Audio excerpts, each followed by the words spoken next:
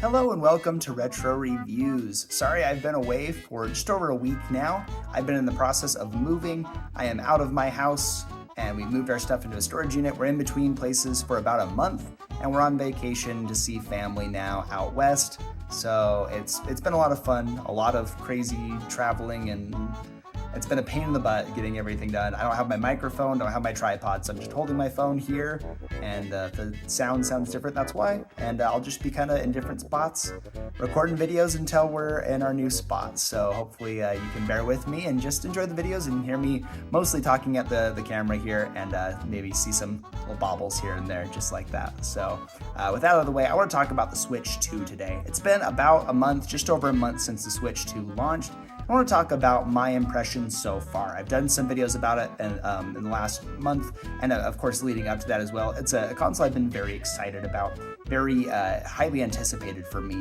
for a variety of reasons. Mostly because I want to see Metroid Prime 4 in that 4K, 120 FPS and everything. I'm really excited to see that.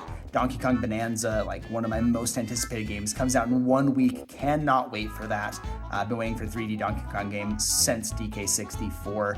Very excited about that, especially since it's confirmed that the Mario Odyssey team was in fact working on this game.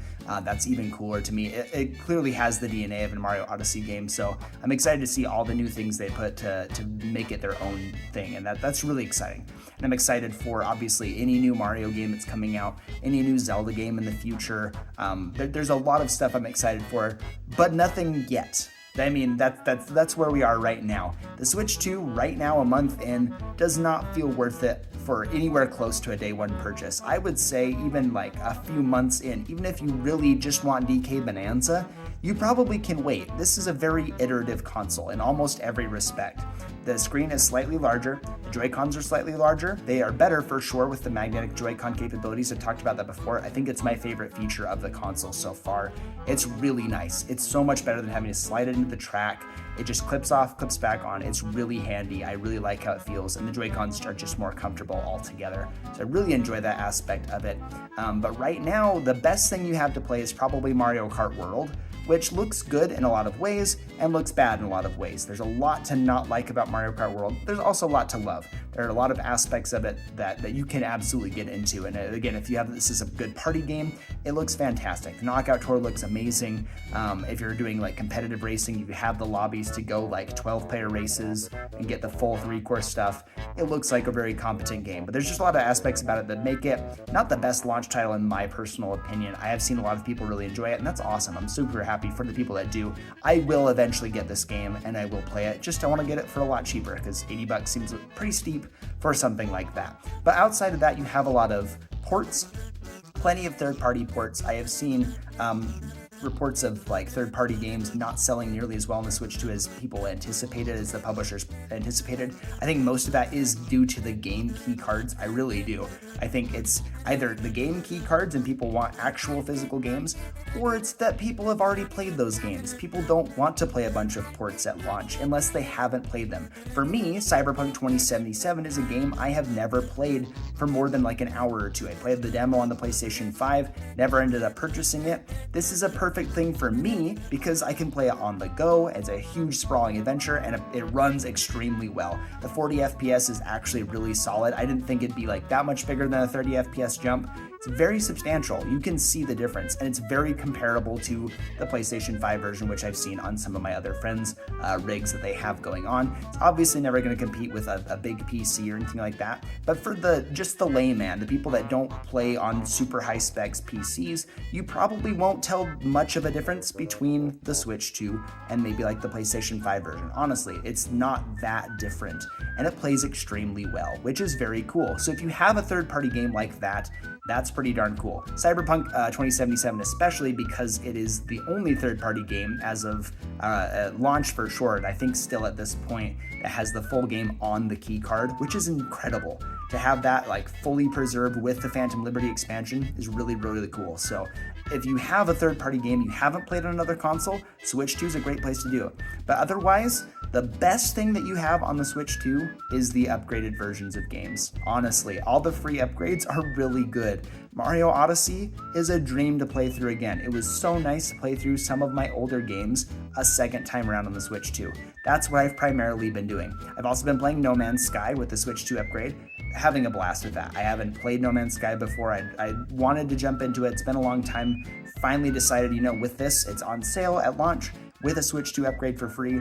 Might as well get it. And it's really fun. It's really cool. There's a ton to do. It's very involved. It's quite a bit going on, but it's very fun, and I've really enjoyed that. Again, another third party that I didn't play, so that's why it's cool to have it here. But honestly, the upgraded games are the best part. Pokemon Scarlet and Violet look absolutely stellar on this console. They run so much better. It's like the fully realized version of it. And I feel like that's how it is with a lot of these Switch 2 free upgrades. It feels like what we should have gotten initially, but the Switch just wasn't powerful enough. So it's nice to see a lot of these games get the full recognition they deserve. Even like Echoes of Wisdom, Breath of the Wild, Tears of the Kingdom, they just perform much better. They feel much more at home on the Switch 2 than on the Switch 1. Breath of the Wild feels like a Switch 1 title. I think it performed extremely well on it. I don't remember many issues with that game. Tears of the Kingdom absolutely needed some more computation power and everything. But those are paid upgrades, so I kind of don't consider those in the same ballpark here because it's kind of a pain in the butt to have to pay some extra money for those ones. I have not played the Kirby expansion. I haven't heard anybody talking about it really. I'm guessing it's good. Kirby and the Forgotten Land was excellent, so I'm guessing the expansion's good, but not enough for, I guess maybe it hasn't come out yet. Actually, now that I'm thinking about it, probably hasn't come out yet. But maybe it'll be good. I don't know. I haven't heard much buzz about that one at all.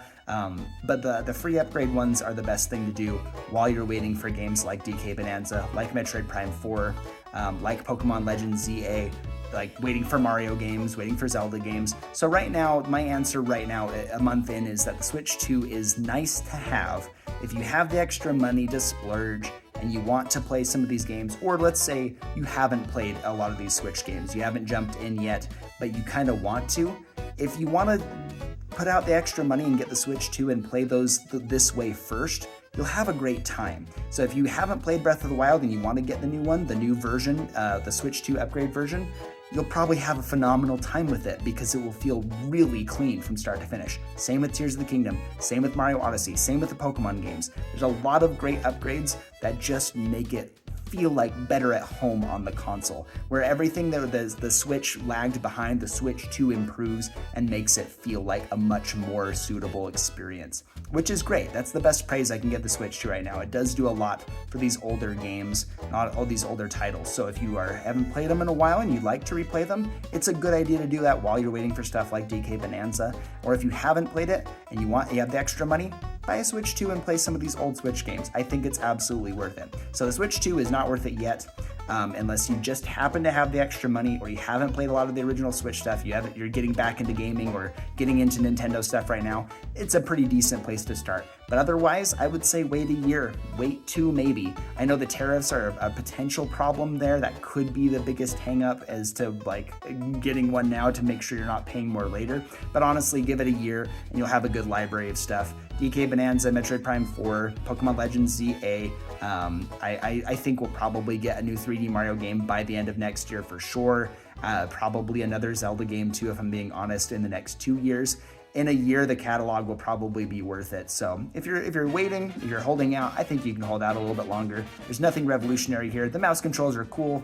It's nothing spectacular, nothing like eye-grabbing yet. Until they have something that really utilizes the experience from the get-go, like a rumored Metroid Prime 5 that I've heard is in development with Metroid Prime 4, but really focusing on the mouse controls. Until we get something like that, it feels more like a gimmick. It's nothing substantial yet.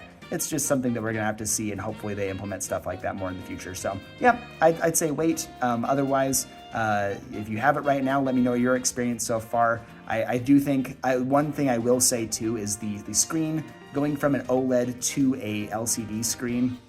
I've seen a lot of complaints from people saying like it's just a lot worse, especially having an increased screen size. You're getting you have to have more pixels and everything, and people are just like a little bit concerned that the OLED looks a lot better than the Switch 2 screen. They're waiting for an OLED Switch 2.